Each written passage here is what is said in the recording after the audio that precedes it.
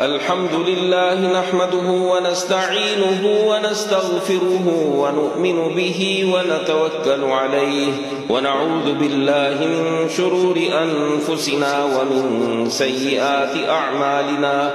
من يهده الله فلا مضل له ومن يضلله فلا هادي له ونشهد أن لا إله إلا الله وحده لا شريك له ونشهد أن سيدنا وسندنا ونبينا ومولانا محمدا عبده ورسوله أرسله بالحق بشيرا ونذيرا وداعيا إلى الله بإذنه وسراجا منيرا وصلى الله تعالى على خير خلقه محمد وعلى آله وأصحابه وبارك وسلم تسليما كثيرا كثيرا أما بعد فأعوذ بالله من الشيطان الرجيم بسم الله الرحمن الرحيم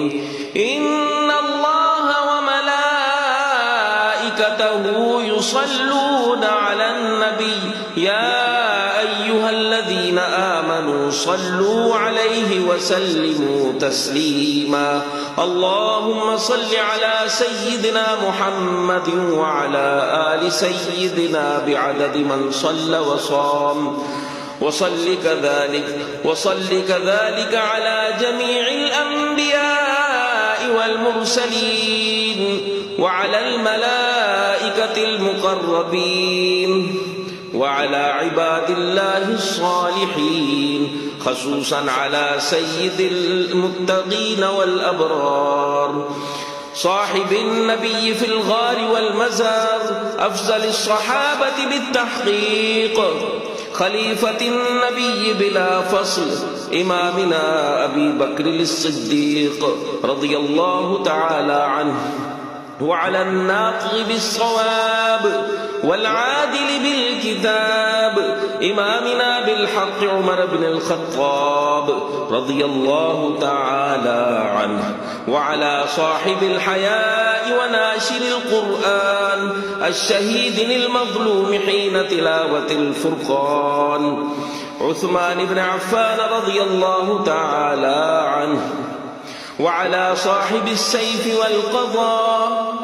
وناشر العلم والهدى أسد الله الغالب إمامنا سيدنا علي بن أبي طالب رضي الله تعالى عنه وعلى سيدين السندين الشهيدين السعيدين أبي محمد الحسن وأبي عبد الله الحسين رضي الله تعالى عنهما وعلى سيدات الطاهرات بنات النبي المصطفى وأهل بيته المطهرة رضي الله تعالى عنهم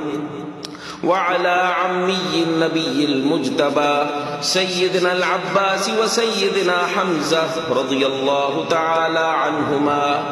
وعلى كل الصحابة رضوان الله تعالى عنهم أجمعين الله الله في أصحابي لا تتخذوهم من بعدي غرضا فمن أحبهم فبحبي أحبهم ومن أبغضهم فببغضي أبغضهم وخير أمتي قرني ثم الذين يلونهم ثم الذين يلونهم تعادلوا عباد الله رحمكم الله إن الله يأمر بالعدل والإحسان وإيتاء ذي القربى